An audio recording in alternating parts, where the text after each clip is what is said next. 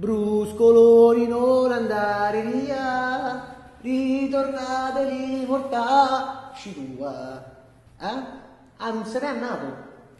Si è riproposto, si ripropone, come i peperoni, o i peperoni gialli, quelli rimangono qua, si ripropongono, anche dopo tanto tempo.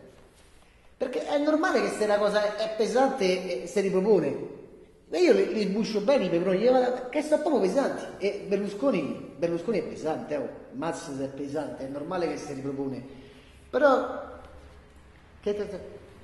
ricordati, Bruscoloni, che io e te siamo stati d'accordo su una cosa, sui soldi, che dici in Italia mancano i soldi, ci mancano un sacco di soldi in Italia. Ma allora famoseli noi, oh. Ma pure io a casa, tutti i lavori mi sono fatti da solo, le sedie, le cose, la moquette, il bagno, le cose.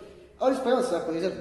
Allora dici, ma famosi da noi questi soldi, che ci vuole? Vai là, però non si può fare. Allora dici, torniamo alla lira? No, ecco la proposta mia. La proposta mia, torniamo a questo qua. Torniamo ai Caravaggi. Caravaggio, ecco dove qua. Ritratto di animo, confermato periodo tedesco. Questo poi, rispetto ai Caravaggi che hanno scoperto a Milano, questo non è solo autografo,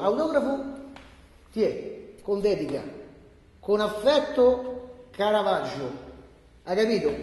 Allora dico io, ripartiamo non dall'euro, non dalla lira, ripartiamo dai Caravaggi. Ecco qua, questo qua. Questo, la mezza piotta ma avrai da questo Caravaggio. Oh, no, non c'è, non c'è. Ma sì, ma che si può fare? E allora ripartiamo da Caravaggio.